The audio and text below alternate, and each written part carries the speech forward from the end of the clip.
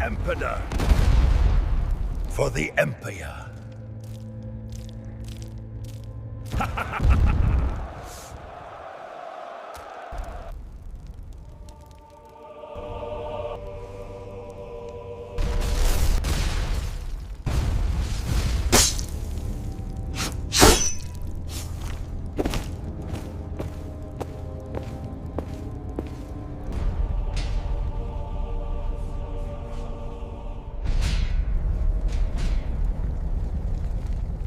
From orbit it looks almost beautiful.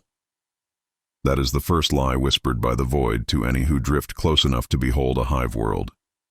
A sphere of metal and soot, veined with molten rivers and endless scars of light. The planet glows like a dying ember, its atmosphere long devoured by centuries of industry. There is no ocean left to reflect the stars, no forest to sing in the wind. Only the faint shimmer of chemical storms writhing beneath the iron sky. Each hive is a mountain of steel and misery, a continent stacked upon itself.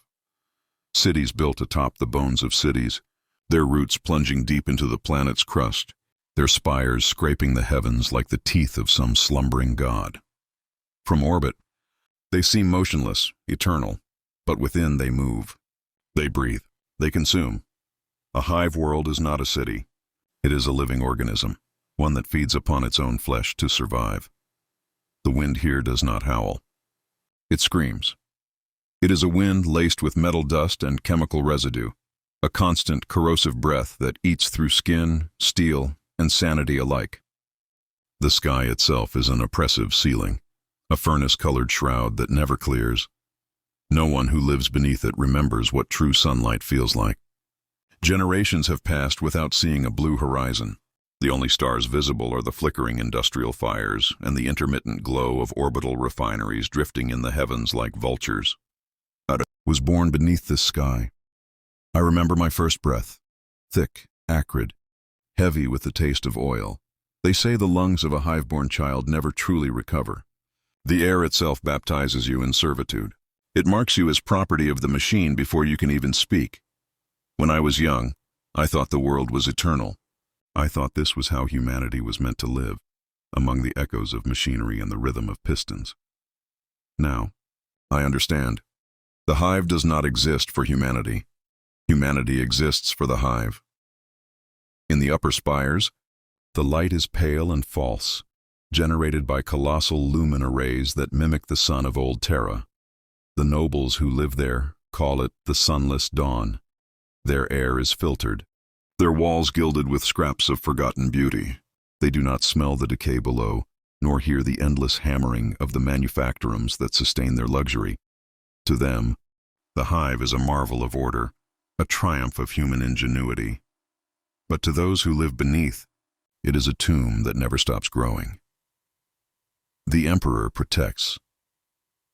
That is what they teach us to say when the smog burns our throats, or when the oxygen vent seize again. But deep down, every worker knows the truth. The Emperor may protect souls, but he does not protect lungs. Every cycle, the work shifts thunder across the hive. Millions march to manufactorums, descending levels that stretch beyond memory. The walls are slick with grime, vibrating with the heartbeat of 1,000 forges. The people move in patterns too precise to be coincidence, a choreography of despair. There are no seasons here, only cycles of work and sanctioned rest. Sleep is a luxury. Dreams are an error in efficiency. Some say the hive worlds are the heart of the Imperium, that they are what keep the war machine alive. It is true in a way. The endless production feeds the armies of humanity, the ships that carry his wrath across the stars. But a heart can only beat so long before it consumes itself. Here, the truth is carved into every wall. When the rains come, if one can call them that, they are not water but acid runoff, dripping from the upper levels down into the slums like poisoned tears. The lower levels never see dry ground. The floors are slick with decades of residue, and the air is dense with vapors that eat away at exposed flesh. Yet people endure. Because to leave the hive is to die in the void. And so we endure. In the manufactorums, the machines never sleep. I have seen men crushed into paste beneath conveyor chains, their remains swept aside before the next shift began. The gears do not stop. The quotas do not pause for grief. Even death is recycled, in one form or another.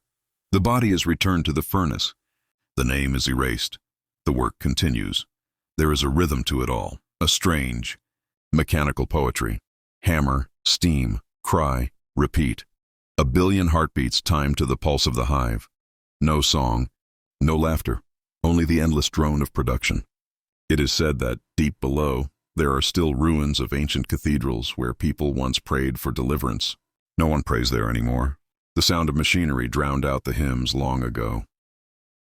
I used to look up toward the ceiling of clouds, imagining that beyond it was freedom, a place untouched by smog or metal. But the sky is an illusion. Even if you could climb past the spires, past the clouds of industrial waste and orbital debris, you would only find the same: more hives, more worlds, more cages of steel and faith. And yet, beneath the despair, something still stirs. Faith, obedience, fear. These are the only things that keep the machine turning. But this was only the surface, the first breath beneath the iron sky. Below, in the depths where light itself rots, the true life of the hive begins. The deeper you descend, the more the world forgets the concept of light. Down there, beneath the roaring foundries and exhaust vents, the air thickens until it feels like breathing through ash. Every level you pass is a century peeled away, a descent through time itself, where history is compacted into rust, smoke, and bone. The upper spires are alive with movement, trade, servitors, pilgrim processions, and the endless convoys of mechanicus maglevs ferrying ore, promethium, and corpses between levels. But far below, the movement becomes something else: sluggish, ritualistic, animal. Here, light flickers through broken lumen strips, each one coated in grime, buzzing faintly like dying flies. People cluster around them for warmth, not illumination. For many, that flicker is the only reminder that the Emperor's light still reaches them. However, faintly, they call it faith, but I've begun to think it's memory, the memory of a promise no one remembers making. You can hear the hive's breath even in silence, a low, continuous hum that vibrates through bone and machine alike. Some say the noise drives people mad. They aren't wrong. When you've lived your whole life surrounded by the same mechanical chorus, you start to hear words in it, whispers that rise from the gears and pipes. Some claim they hear the Emperor. Others claim they hear something else. The rhythm of survival, every shift begins the same. The klaxon screams, the lights turn crimson, and the workers move like a single organism. Thousands of boots pound the same steel floors in unison. There is no time for names or greetings, only purpose, only motion. The cogitators in the overseer stations track every heartbeat, every missed movement. Efficiency is sacred. Hesitation is heresy. In the manufactorums, laborers are born, live, and die at the same workstation. Their parents worked there. Their children will too, if they survive long enough to reach maturity. The Emperor's catechisms echo from vox speakers above, distorted by static. To work is to worship. To falter is to sin. No one questions it. No one dares to. To question is to invite reconditioning, or worse, the attention of the enforcers. Their boots echo like judgment. Black armor, featureless helms, and shock mauls that crackle with sanctioned fury.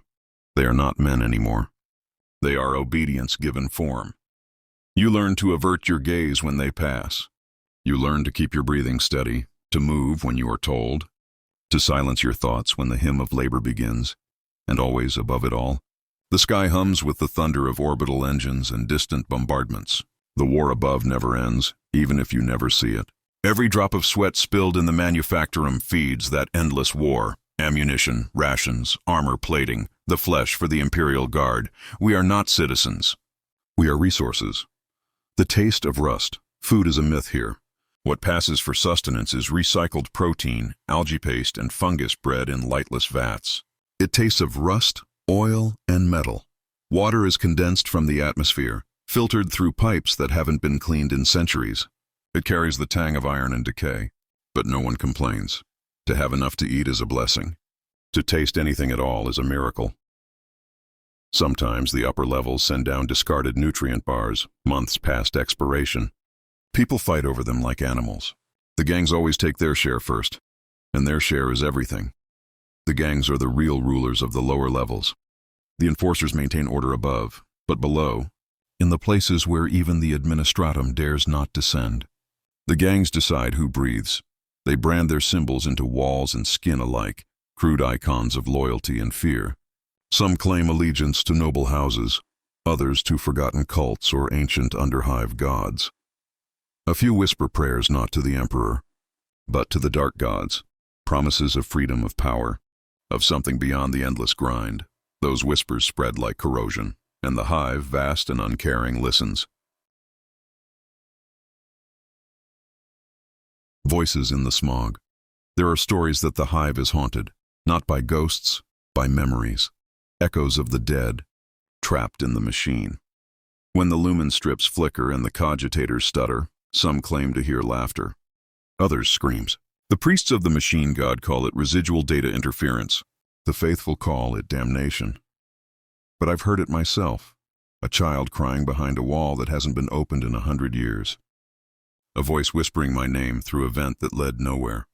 And sometimes, late in the shift, when the machinery stops for maintenance, there is silence so deep it feels alive. A silence that watches. That's when you remember that a hive is not just metal and stone.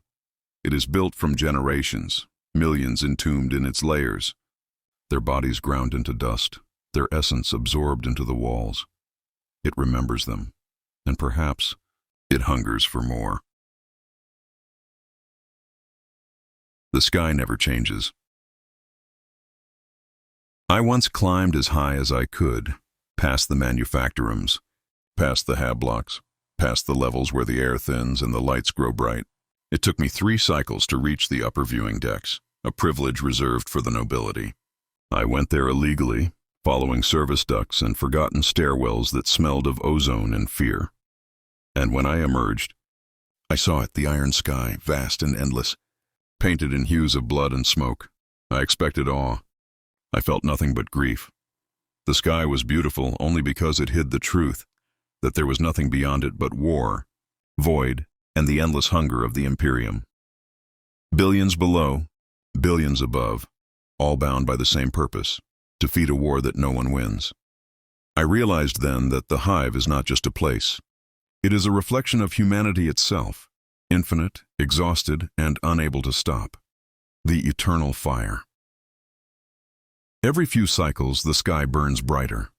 That means a purge is happening. The Emperor's cleansing fire descending through the hive to burn out heresy or plague. They call it a purification. I call it a reminder. Flamers roar through hab blocks. Promethium floods the air. The screams last for hours, sometimes days. When it ends, the smell lingers, sweet, heavy, unforgettable. And then, as if nothing happened, production resumes. The ashes are swept away. The prayers resume. The cycle continues. Even the children learn not to cry. The hive teaches them early that grief is unproductive. The machine god's blessing. Some say that to live in the hive is to be half machine already. It's not untrue. Those who survive long enough eventually bear augmetics, lungs replaced, limbs reinforced, skin patched with steel. The human body cannot endure what the hive demands. The priests of the Adeptus Mechanicus wander among us like crimson phantoms.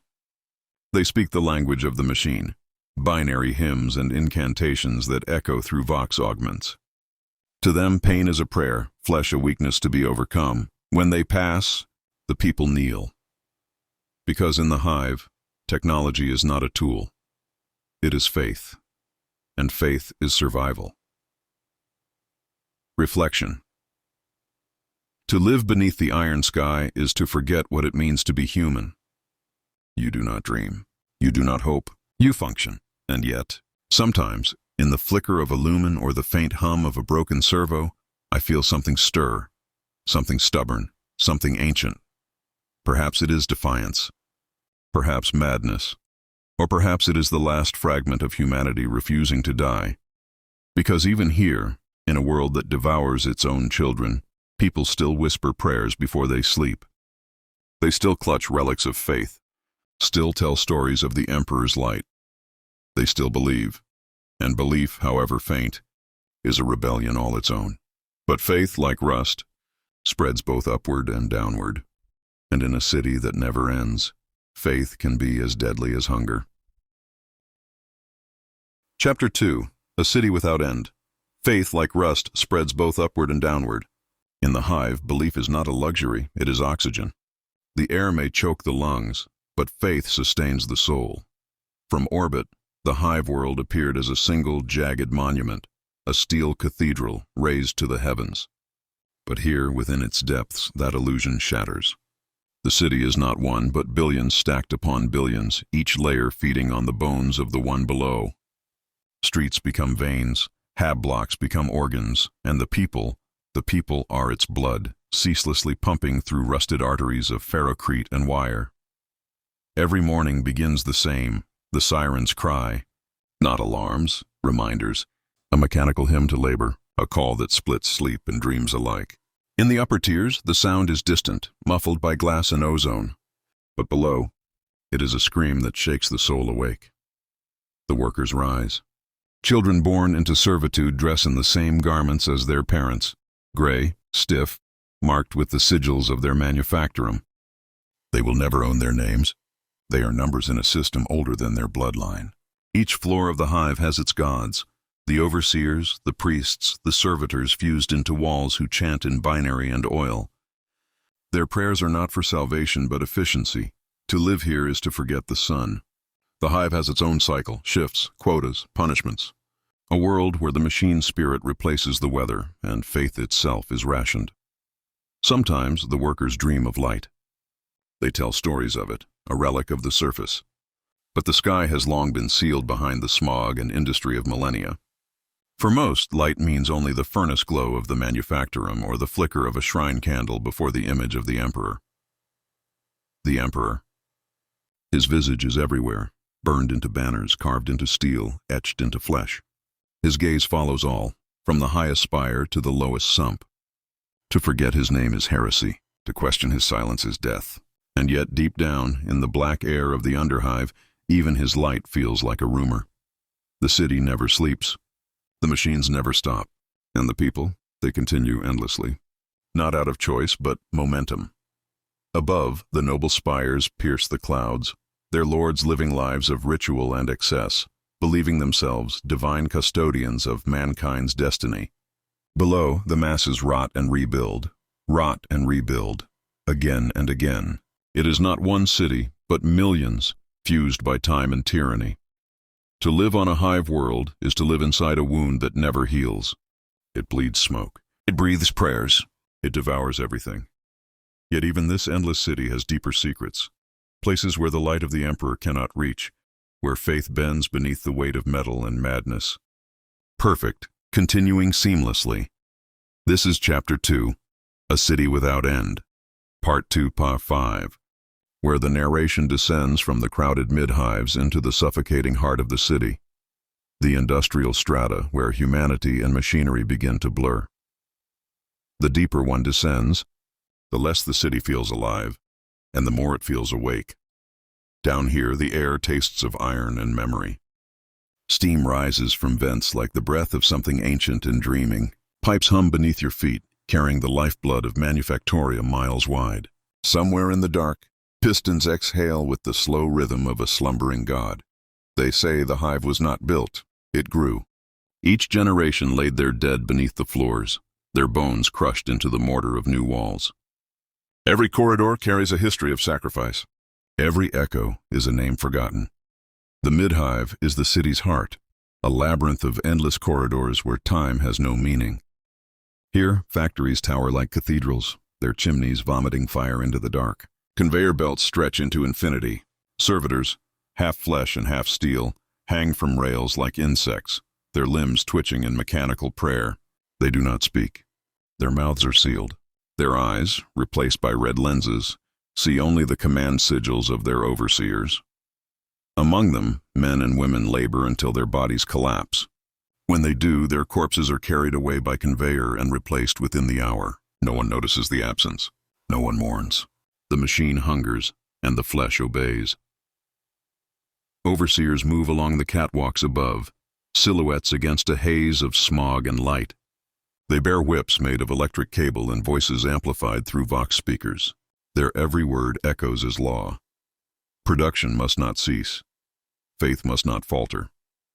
In the mid-hive, even language bends to the rhythm of labor. Prayers are issued in binary litanies. Blessings come in the form of maintenance schedules. The tech priests wander like red-clad phantoms, their bodies more machine than human, their whispers thick with static. To them, the hive is sacred, every cog and conduit a verse in the scripture of the Omnissiah. Sometimes a worker sees one and kneels, not from devotion but fear, for to be noticed by the mechanicus is to be remade, stripped of weakness, of identity, of sin. Flesh is failure, steel is purity. There are no seasons here, no sky to measure the passage of time. The light is constant, the same industrial glow of 1,000,000 lamps.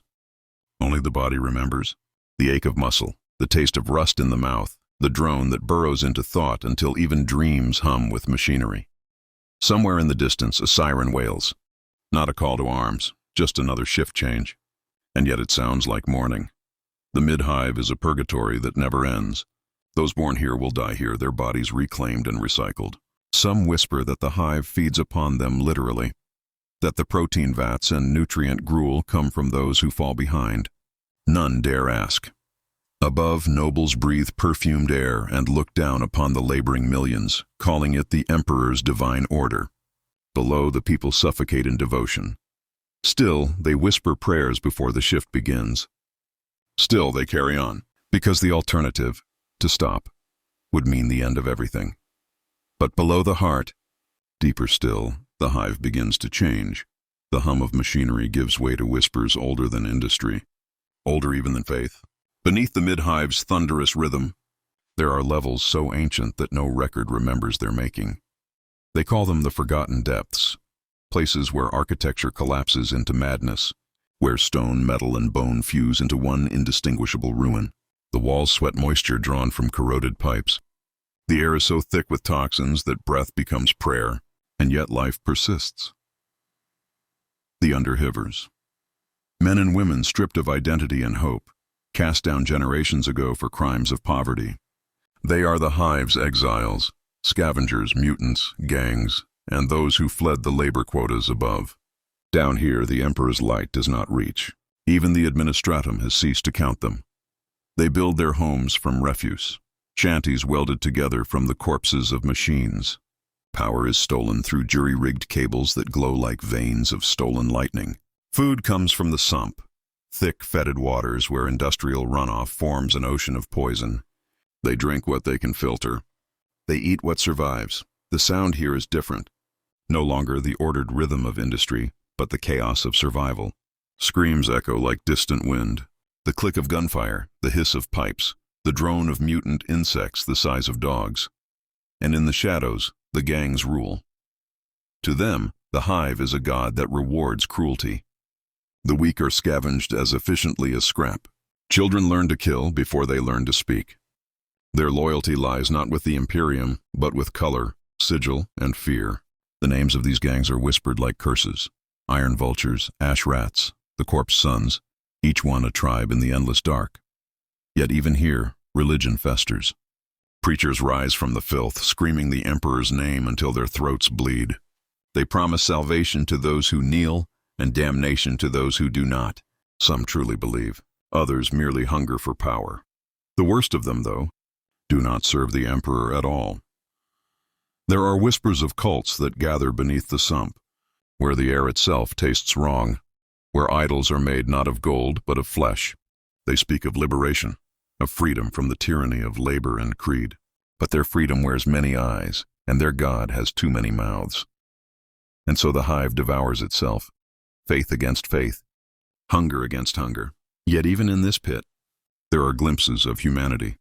A mother wrapping her child in rags, whispering lullabies older than the Imperium. A scavenger risking his life to share a ration with a stranger. Tiny flames in an ocean of darkness. The underhivers have no sun, no horizon, no future, and yet they endure. Perhaps that is the greatest act of faith of all. But in a world that knows only hunger and obedience, faith itself begins to change, to bend and break, and become something else entirely. Chapter 3. The Machines That Never Sleep. The Hive does not rest. It cannot. Every hour, every moment, every heartbeat of its population is synchronized to the rhythm of industry.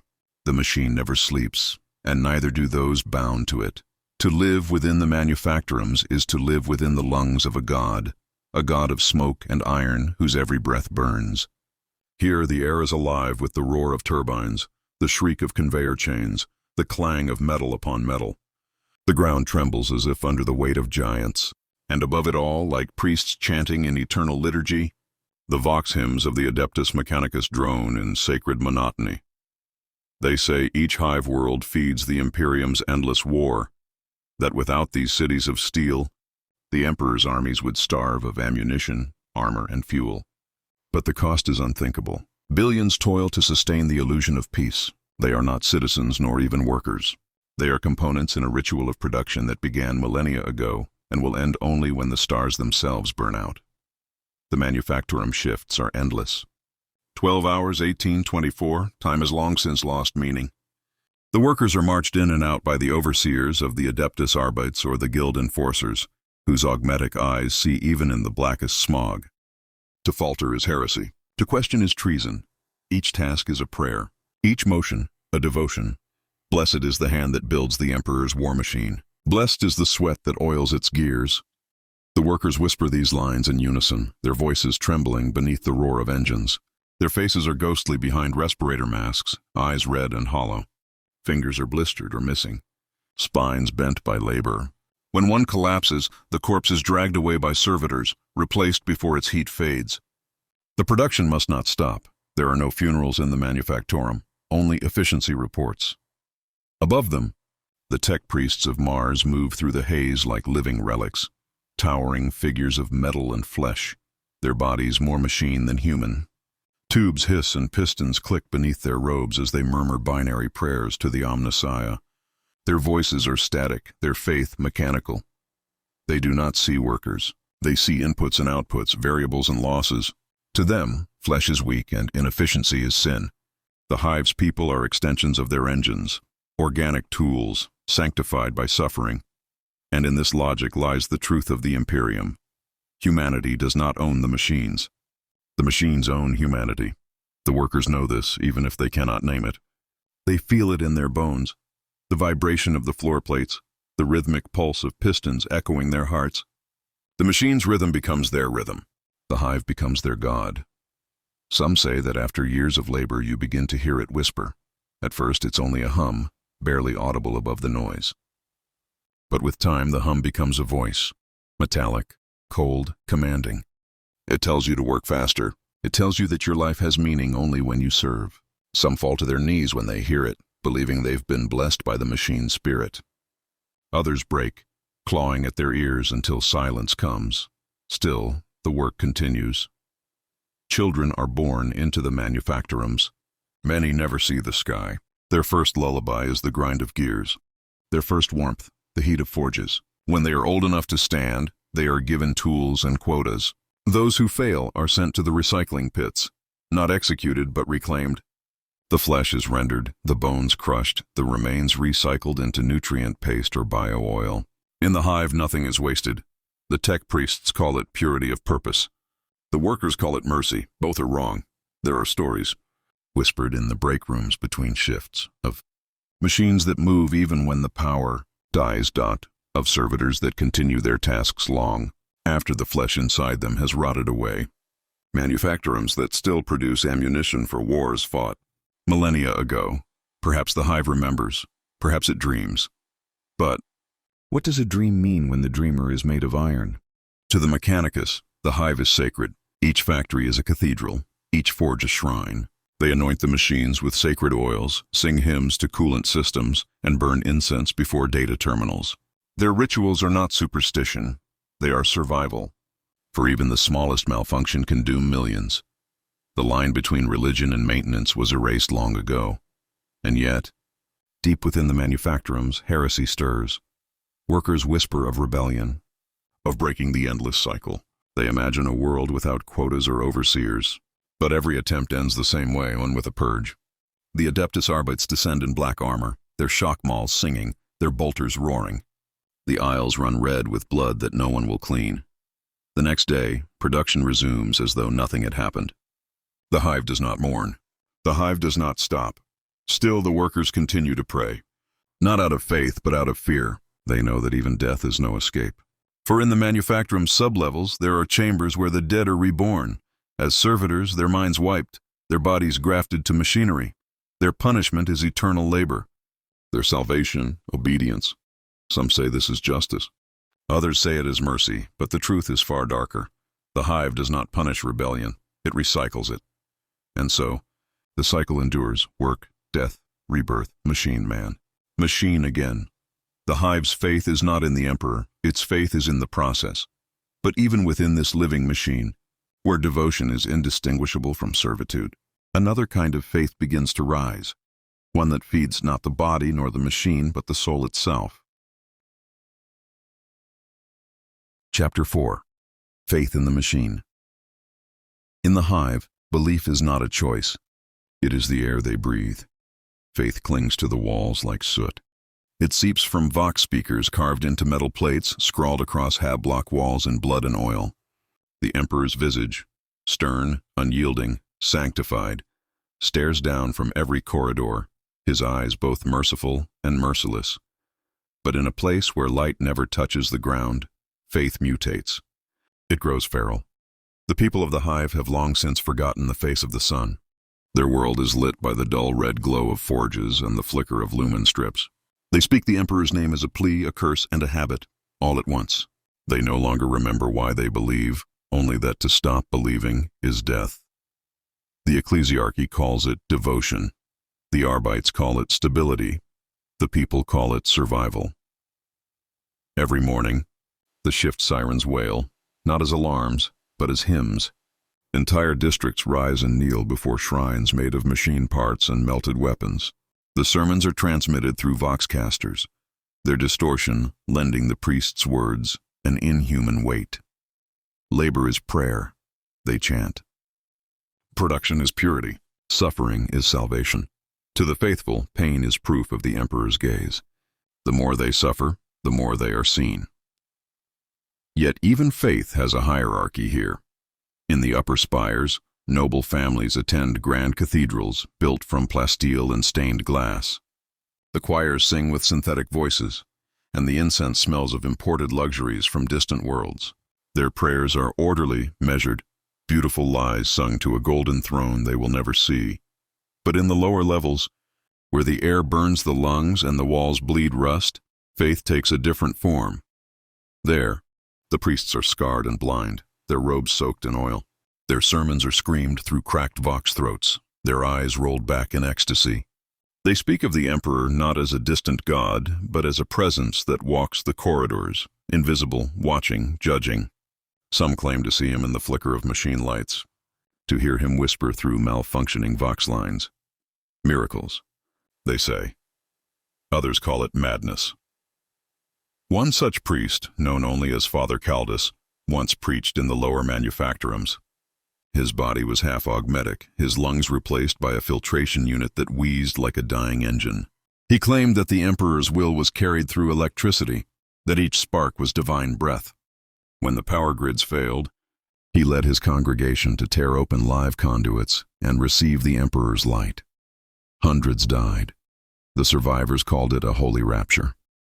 The administratum declared the incident heresy. The ecclesiarchy declared it martyrdom. The Hive simply called it Tuesday.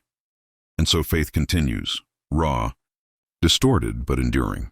In the endless dark, hope must take any form it can. Yet faith is not always directed at the Emperor. In the quiet corners of the sump, different prayers are whispered. Prayers for strength, for liberation, for vengeance. These are not offered to him on Terra, but to other, older powers, ones that listen when the ecclesiarchy does not. The line between saint and heretic grows thin in the Hive. A preacher may rise to lead 1,000 souls to redemption, or drag them all into damnation. Often it is impossible to tell which until the blood begins to flow. There are tales of cults that merge faith and machine. They graft metal into their flesh, believing that only by abandoning the weakness of the body can one draw nearer to divinity. Their prayers are accompanied by the hum of servo motors, their hymns modulated through vox speakers. To them, the Omnissiah and the Emperor are one, a god of both spirit and circuitry. The tech priests call these cults blasphemy. The ecclesiarchy calls them lost. The hive calls them neighbors. And then there are those who renounce all gods. They gather in hidden alcoves, whispering of freedom from divine tyranny, of breaking the cycle of labor, punishment, and faith. But even they cannot escape belief entirely. They believe in rebellion, in the idea that defiance itself is holy. In their hearts, they have simply replaced one god with another, themselves. Still, the hive feeds on faith. It requires it the way lungs require air. Without belief, despair would collapse the structure itself. Even the most cynical overseer, the most jaded worker, mutters a prayer before the shift, just in case. Because in a hive world, the Emperor does not love you, he does not see you, but you must believe he does, or you will not last the day. There are nights when the vox hymns fade and the only sound is the hum of the city. Workers lying in their bunks stare into the flicker of lumen lights and whisper to themselves. Some beg forgiveness. Some curse their fate. Others merely repeat a single phrase over and over, a mantra against madness. The Emperor protects. The Emperor protects. The Emperor protects. Whether it's true or not no longer matters. What matters is that they keep saying it. But faith, like flame, spreads in all directions, and in the depths where the light cannot follow, it begins to burn out of control. Chapter 5, Beneath the Lightless Depths. The descent begins not with a step, but with a silence. A moment when the air grows heavy, and even the hum of the upper machinery fades into a muffled groan. Down here, beneath the lightless depths of the hive, the world becomes fluid, oil instead of air, poison instead of water. There is no day, no cycle, no sense of passing time. Only the slow drip of decay, echoing through pipes older than memory. The walls weep black ichor. The air tastes of blood and metal. Each breath is a gamble against infection. Each step a test of will. Here, in the depths where the Emperor's light cannot pierce, the hive reveals its true nature, not a city, but a corpse, endlessly rotting and devouring itself. The upper spires may sing hymns to the machine god, but down here, the only god that listens is hunger. Entire populations live in these depths, forgotten generations born amid rust and fungal growth, worshipping myths of a sun they have never seen. They tell stories of the iron sky as if it were heaven itself. Some still etch the aquila into the soot with trembling hands, hoping the symbol alone might grant them protection. Others have abandoned all such hope. The sump seas. Beneath the lowest hab blocks lie the sump seas, vast, stagnant oceans of chemical runoff, glowing faintly from bioluminescent fungi. The surface bubbles with gases that could ignite at a whisper. Beneath that film of filth, unseen things stir, too large, too patient, too ancient. The people who live upon these black waters are known as the drift folk. They sail rafts made of trash and hollow bones, guided by instinct and superstition. They trade in scrap metal, dead servitors, and stories.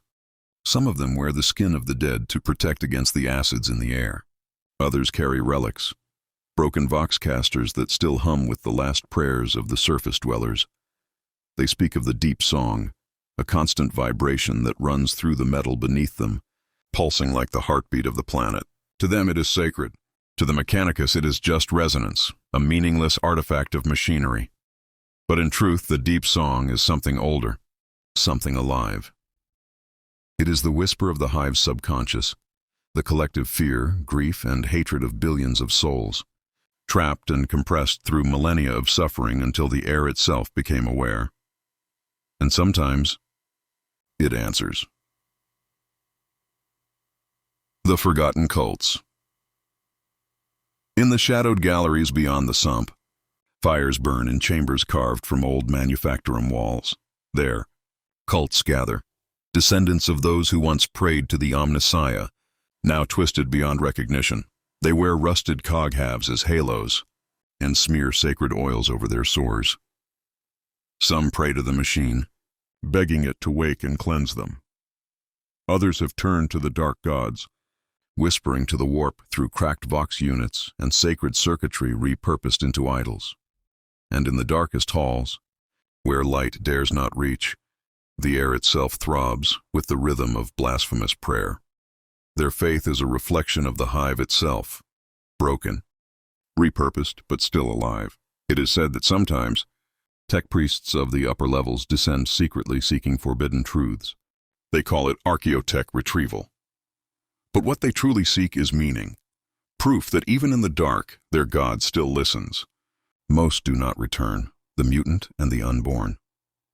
Farther still, beneath the sump's floor, are the tunnels that were never mapped, the unborn chambers. No light, no air, no sound but the shifting of flesh and the dripping of unseen fluids. Here dwell the mutants, the children of radiation, poison, and warp taint. Their bodies are grotesque.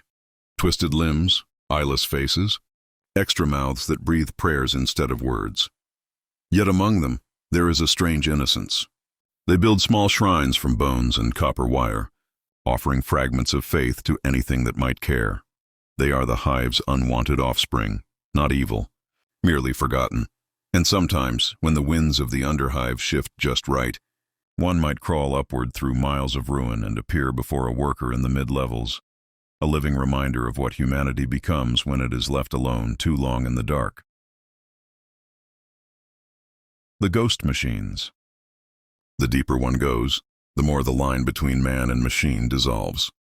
There are stories of servitors who never received shutdown orders, still toiling centuries after their masters turned to dust.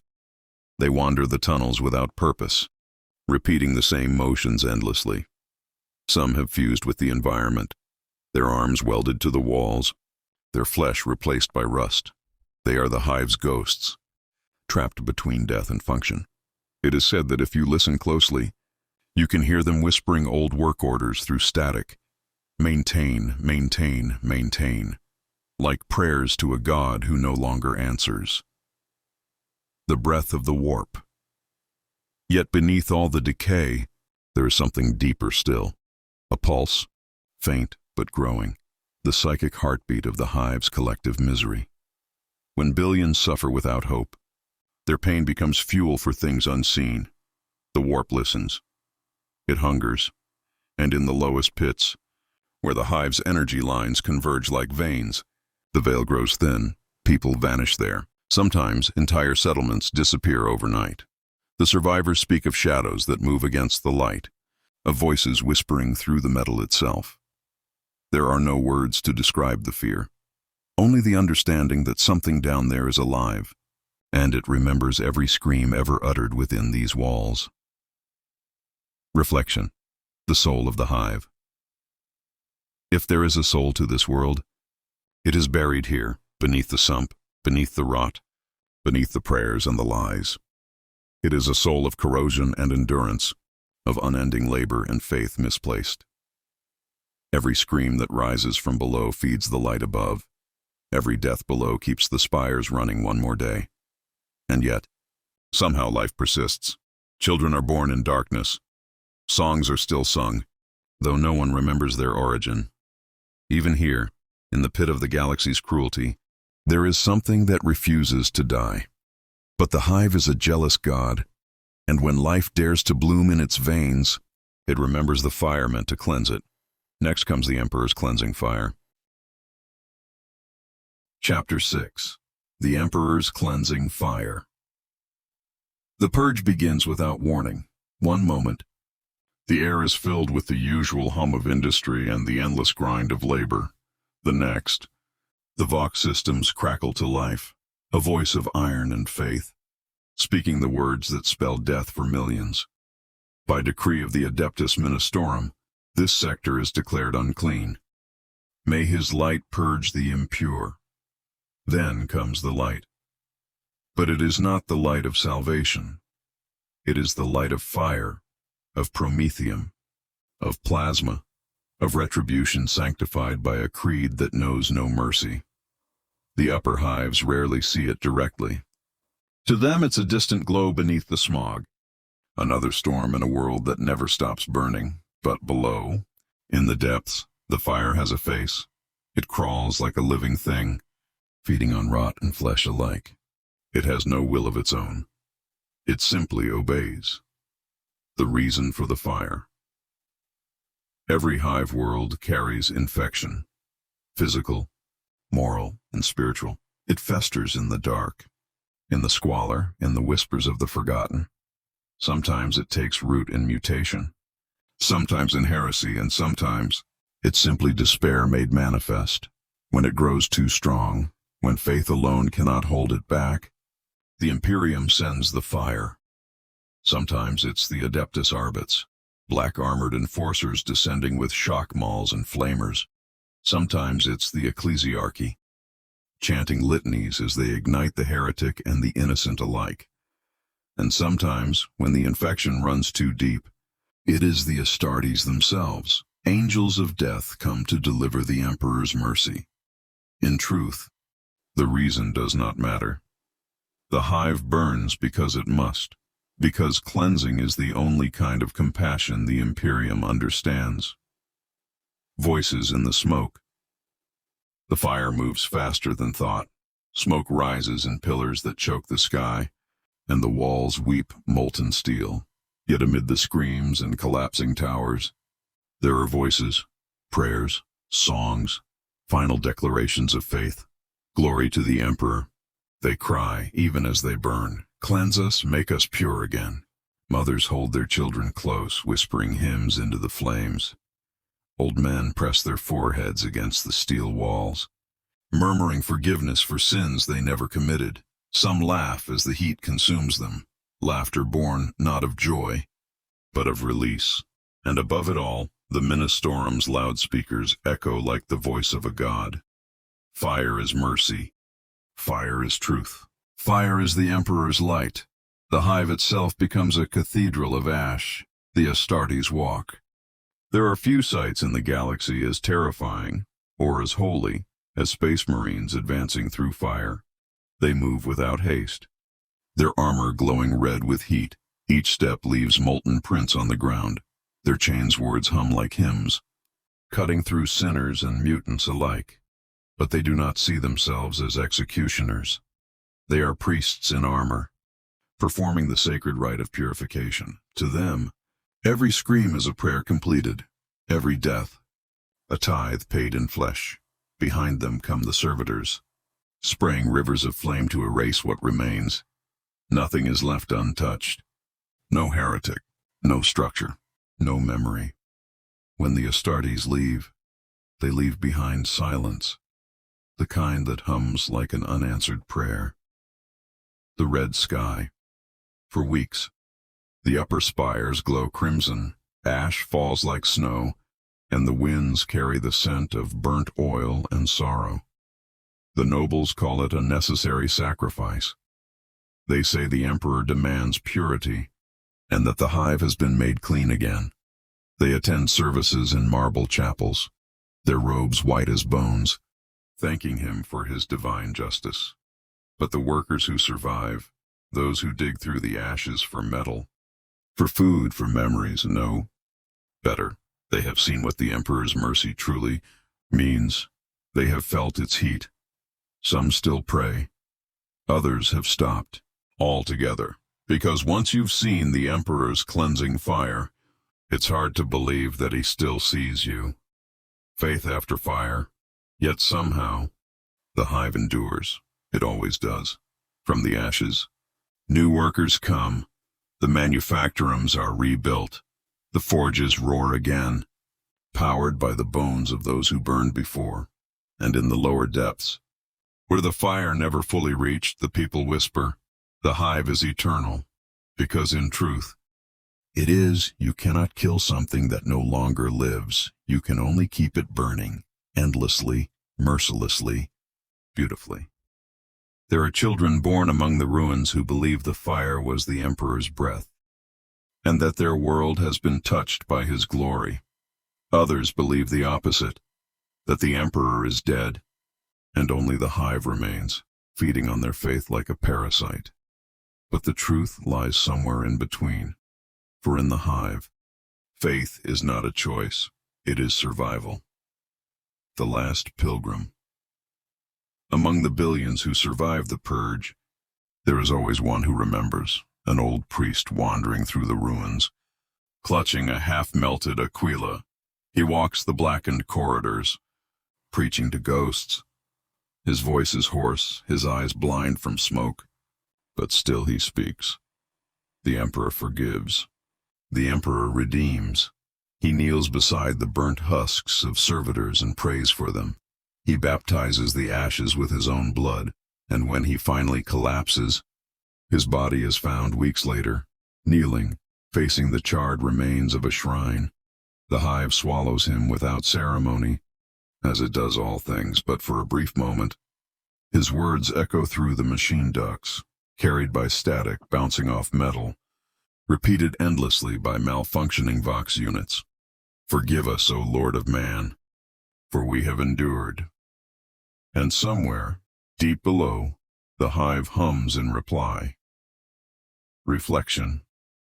The endless cycle. The fire passes.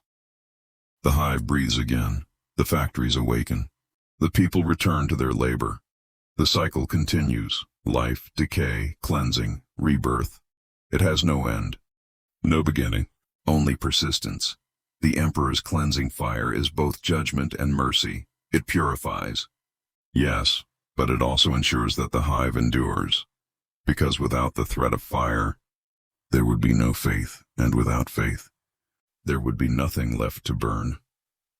In the Imperium, survival is the holiest sin. But fire, like faith, leaves scars. And in those scars, something begins to grow, something the hive cannot yet comprehend. Next comes Chapter 7, The Price of Survival. Chapter 7, The Price of Survival. But fire, like faith, leaves scars. And in those scars, something begins to grow, something the hive cannot yet comprehend. They say that nothing truly dies in a hive world.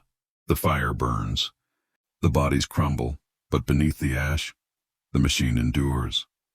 And where the machine endures, so too does mankind, or what's left of it. When the cleansing flames fade and the hymns are silenced, the hive returns to its rhythm, the forges roar again. The assembly lines awaken, and once more, billions move as one, a single pulse of labor feeding the Imperium's infinite hunger. But something is different. You can feel it in the air, a faint tremor, like a memory trying to breathe. The survivors. They emerge from the ruins like insects after a storm, soot-covered, hollow-eyed, but alive. Children with burns across their faces, mothers whose hands are blackened from clutching the dead, workers whose lungs whistle with every breath, the air inside them already half metal. They do not speak of the fire. They do not curse the Emperor. They simply go back to work. For in the hive, grief is a luxury and memory is a sin. Each survivor becomes another cog in the machine. Each scar, another mark of loyalty. The priests tell them that suffering is holy, that endurance is proof of faith, and they believe it, because if pain has no meaning, then what else is there? The children of ash. A new generation rises from the soot. They do not remember the sky before it turned red. They have never seen soil or rain, or stars. Their lullabies are the rhythm of conveyor belts. Their playthings are rusted shell casings and broken servo skulls. They are born into servitude and raised on obedience. To them, the hive is not a prison. It is the world entire. They grow up beneath portraits of the Emperor, their faces illuminated by flickering lumen strips. Every day they recite the same creed. The Emperor protects. The Emperor provides. But in the long hours between shifts, When the hum of the machines becomes almost human, some begin to wonder, if the Emperor truly provides, why must they bleed to prove it? Those who ask aloud disappear, those who whisper survive, and those who believe endure. The ghosts of industry, the hive never forgets its dead. It simply reuses them. The bones of the fallen are ground into composite materials for the walls. The ash of the burned is mixed with slag to make new alloy. The voices of the executed echo through malfunctioning vox units, distorted into the static hum of background noise. Sometimes, when the shift sirens wail, the workers hear their names whispered back to them, voices they once loved, now part of the hive's memory, but no one speaks of it, because in the Imperium, ghosts are just another form of labor. The Mechanicus calls this efficiency, the Ministorum calls it sanctification, the people call it life, the machine's prayer. Every hive has a heart. Deep in its core, past the manufactorums and data forges, lies the great plasma engines, vast reactors older than the Imperium itself. They beat like the organs of a titan, pumping energy through arteries of steel.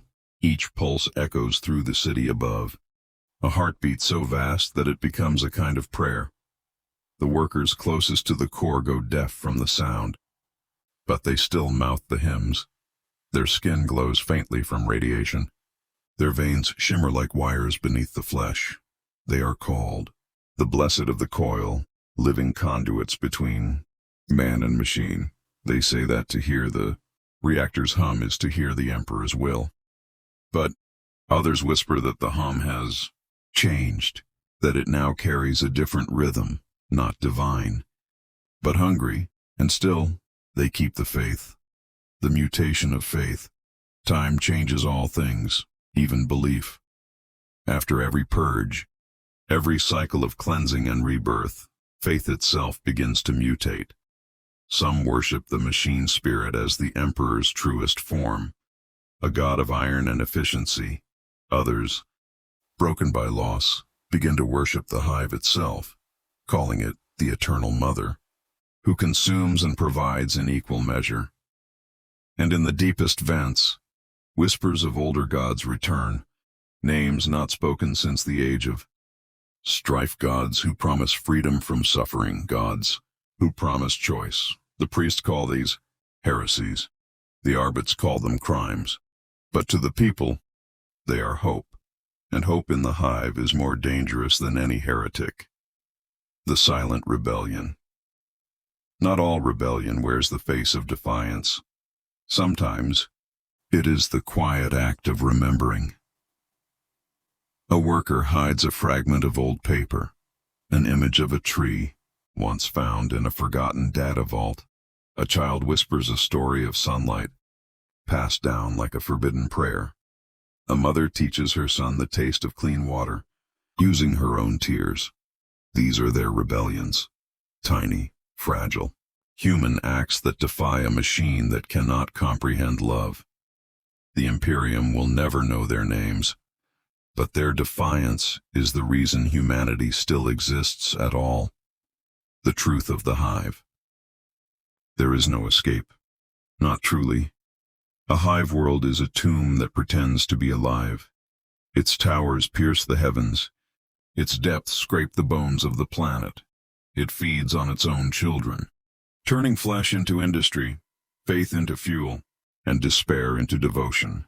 Yet within that endless suffering lies the Imperium's greatest secret.